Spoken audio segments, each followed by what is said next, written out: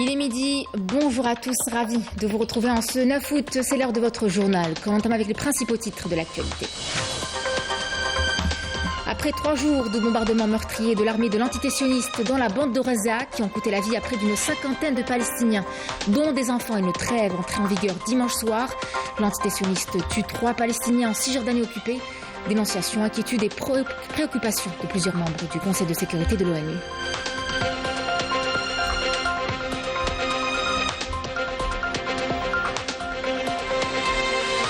Au Maroc, les manifestations contre la normalisation avec l'entité sioniste se poursuivent dans plusieurs villes du pays. Les citoyens expriment leur indignation et soutiennent la cause palestinienne en tant que cause nationale. Des revendications auxquelles s'ajoute la cherté de la vie, des conditions exécrables et un quotidien difficile.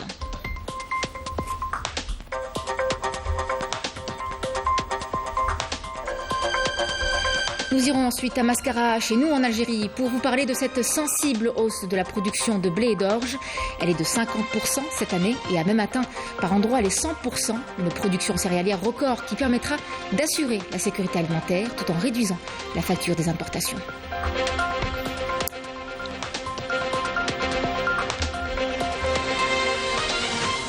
Faire des brasses dans le désert, c'est possible. C'est même le cas de milliers de touristes qui choisissent chaque année de plonger dans l'oasis féerique du Tiout au sud de la wilaya de Naama. Une destination privilégiée pour les visiteurs en quête de détente. Un espace qui offre un brin de fraîcheur en ces chaudes journées. Mesdames, Messieurs, bienvenue. On entame ce journal avec la situation dans la bande de Gaza, Palestine, ainsi que la poursuite des attaques de l'entité sioniste en Cisjordanie occupée. 3 jours de bombardements meurtriers de l'armée de l'entité sioniste dans la bande de Gaza ont coûté la vie à près d'une cinquantaine de Palestiniens, dont des enfants. Une trêve est entrée en vigueur, souvenez-vous, dimanche soir, et seulement 2 jours après la fin des attaques, l'entité sioniste tue 3 Palestiniens en Cisjordanie occupée. De dramatiques événements, une trêve dite fragile, ont été au menu d'une réunion d'urgence hier, suivie de consultations privées au Conseil de sécurité de l'ONU. Dénonciation, inquiétude et préoccupation. Emel Bouarba. Entré en vigueur dimanche dernier, le cessez-le-feu a mis fin à 3 jours de bombardements meurtriers sur Gaza qui ont coûté la vie à 46 Palestiniens tombés en martyrs, dont 16 enfants et près de 400 blessés, selon le ministère de la Santé à Gaza. En plus des pertes humaines, les frappes sionistes ont endommagé et détruit des centaines de résidences et de structures palestiniennes civiles.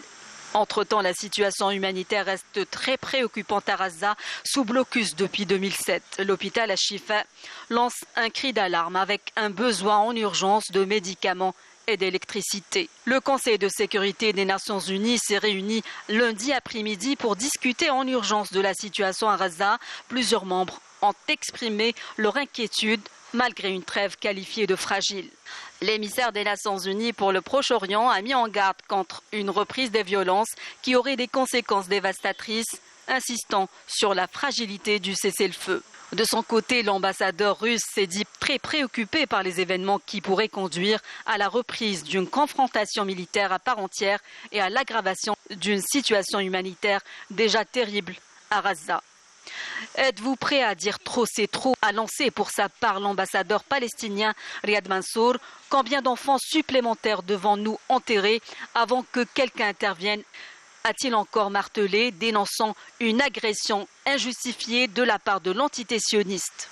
Selon plusieurs sources diplomatiques, aucune déclaration du Conseil de sécurité n'est prévue à l'issue des consultations à huis clos du Conseil de sécurité qui ont commencé après ce débat public.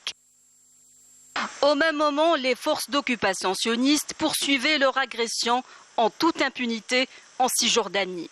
3 Palestiniens ont été tués et des dizaines de blessés lors d'un raid mardi de l'armée d'occupation sioniste à Naplouse, en Cisjordanie occupée, 2 jours seulement après la fin des bombardements meurtriers dans la bande de Gaza.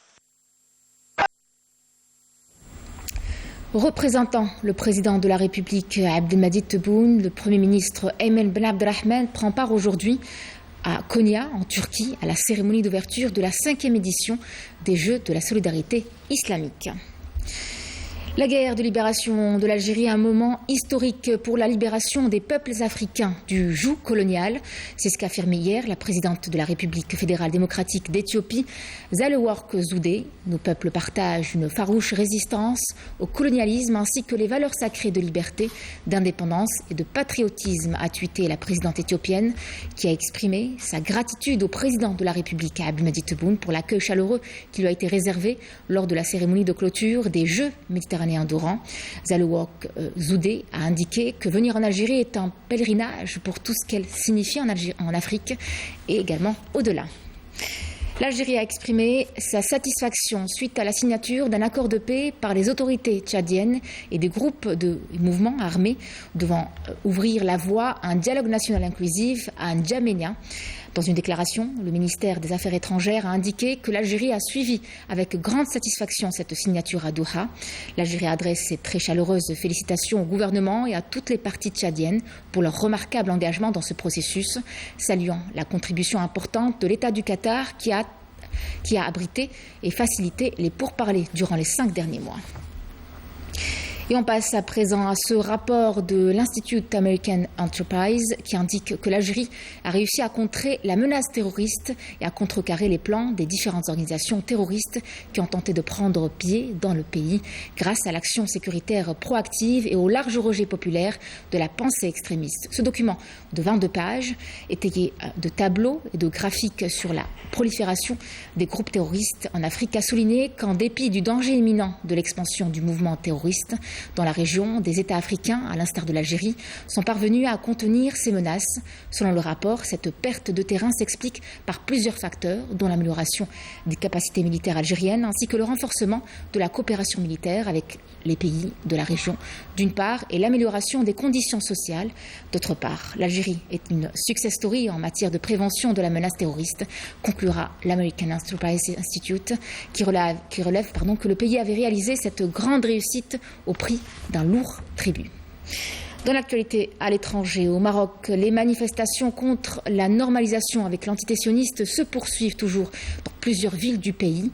La rue ne décolère pas. Un sit-in a eu lieu hier devant le Parlement marocain pour dénoncer ces accords qui portent atteinte à la dignité de tout un peuple. Les citoyens expriment également leur indignation et soutiennent la cause palestinienne en tant que cause nationale. MLC Lidera.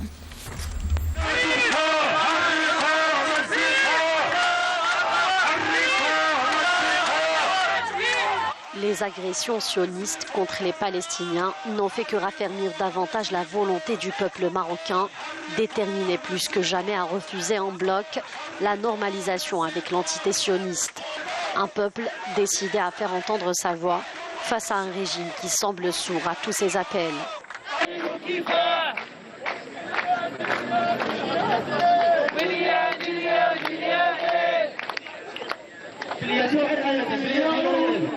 La Grande Nuit populaire gagne du terrain au Maroc. Des centaines de Marocains ont organisé hier soir un sit-in devant le Parlement pour dénoncer ces accords de la honte avec l'entité sioniste, portant atteinte à la dignité de tout un peuple.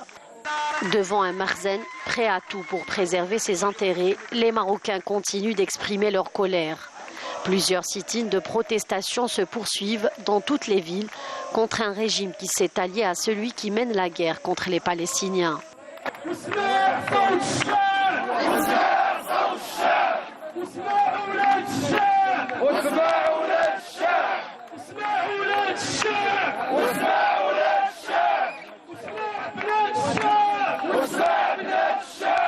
Le peuple marocain clame haut et fort son indignation, soutenant la cause palestinienne en tant que cause nationale. Il rejette ainsi fermement l'alliance militaire, sécuritaire et de renseignement avec l'entité sioniste.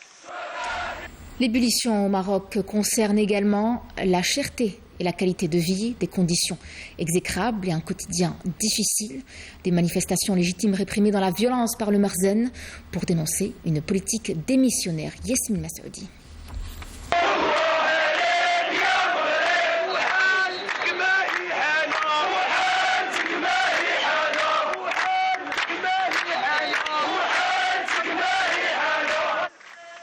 excédés par l'injustice sociale, le recul du pouvoir d'achat et l'installation d'une pauvreté extrême, les Marocains sont déterminés à continuer la lutte contre les actes honteux du régime du Marzane.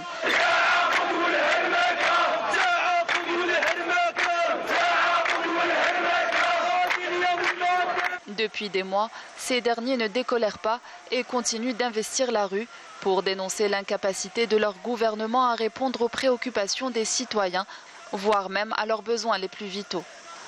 Un gouvernement dit démissionnaire, tenu pour responsable de l'implosion sociale et économique du pays.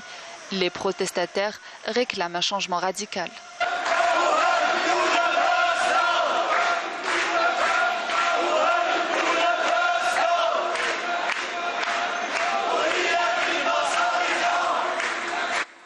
La grogne populaire ne cesse de s'amplifier, n'épargnant désormais aucun secteur. Selon plusieurs politiciens marocains, le Marzane a poussé le champ politique à la décadence. Le peuple marocain fait montre d'une détermination à toute épreuve.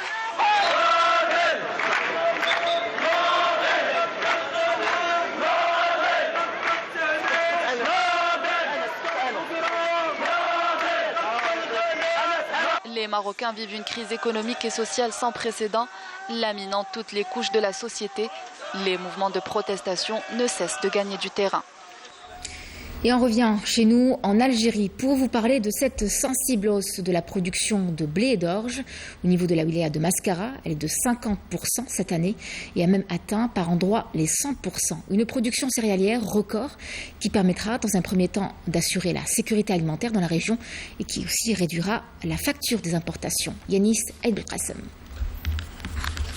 Avec une production céréalière en hausse, les 15 points de collecte de céréales que compte la wilaya de Mascara ne désemplissent pas, comme ici dans le point de collecte de Tirnif, où les agriculteurs font des allers-retours incessants pour apporter leur récolte de blé dur et tendre, de son et d'orge.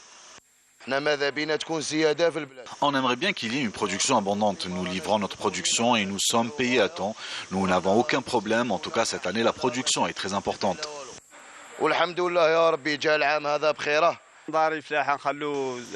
Habituellement, nous laissons un peu dans nos stocks, mais cette année, l'État nous a aidés et nous a proposé des prix intéressants. Du coup, nous avons tout livré à l'État. Ça faisait longtemps que nous n'avons pas eu une telle production agricole. La saison 2022 est très bonne. On continue d'ailleurs de recevoir des stocks.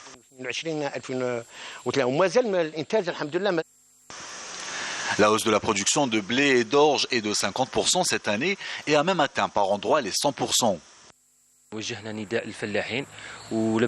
Les agriculteurs ont répondu favorablement à l'appel que nous avons lancé. Nous avons reçu leur production grâce aux aides et facilitations de l'État à travers une commission wilayale. Nous avons anticipé et réglé les problèmes, à savoir les entraves d'ordre bureaucratique en début de saison. Nous avons par ailleurs enregistré une grande affluence des agriculteurs, notamment pour livrer l'orge. Cette production record permettra sans nul doute d'assurer la sécurité alimentaire en réduisant la facture des importations. Direction l'est du pays à Djidjel où il est possible de s'attabler les pieds dans l'eau avec la mer et la montagne comme décor rafraîchissant et dépaysant, loin des conventions et de la bienséance. Les visiteurs ont l'occasion de s'évader du brouhaha de la ville. Les familles s'y retrouvent pour passer une belle journée et profiter du paysage. Une adresse à ajouter dans votre checklist de vacances, pourquoi pas, Walid Yousfi. Nous sommes à Djidjel, près de Ziama Mansouriya, un endroit très prisé durant l'été. Ces restaurants sortent de l'ordinaire et vous proposent de prendre votre déjeuner ou de siroter un café les pieds dans l'eau et profiter ainsi du paysage, une idée qui, a priori, plaît beaucoup aux visiteurs de ces lieux. Nous sommes venus avec les enfants pour passer un bon moment. C'est un endroit très agréable. D'un côté, nous avons la mer et de l'autre, les cascades. C'est un endroit magnifique. Le paysage est à couper le souffle. La mer est juste à côté et derrière, il y a la montagne avec ce cours d'eau qui descend jusqu'au pied de ce mont. L'endroit nous plaît beaucoup. Il y a du bon monde. La nourriture est très bonne. Nous passons une agréable journée. Ici, plusieurs espaces ont été aménagés pour accueillir au mieux les visiteurs en quête de dépaysement et de détente. Les familles, le restaurant, le makla, haja propre, l'accueil, masha'Allah. Je souhaite la bienvenue à tous ceux qui veulent venir ici pour passer un agréable moment. L'endroit est calme et très propre. Une adresse de plus à visiter durant cet été pour passer une belle journée, en famille ou entre amis. Avis aux amateurs de la nature. Faire des brasses dans le désert, oui, c'est possible. C'est même le cas de milliers de touristes qui choisissent chaque année de plonger dans l'oasis féerique du Tiout, situé à 82 km au sud de la wilaya de Naama. Une destination privilégiée pour les visiteurs en quête de détente. C'est un espace qui offre un climat agréable et clément, dominé par de verdoyantes palmeraies qui lui procurent un brin de fraîcheur en ces chaudes journées d'été. Amina Laraj et Semira Hajamar. Niché dans un écrin de verdure, mêlant plaine et chute d'eau, l'oasis de Tiout, dans la wilaya de Naama, est une véritable œuvre d'art, offerte par la nature, drainant les vacanciers recherchant calme et évasion. Ils optent pour cette destination touristique phare, et ce, à toutes les saisons.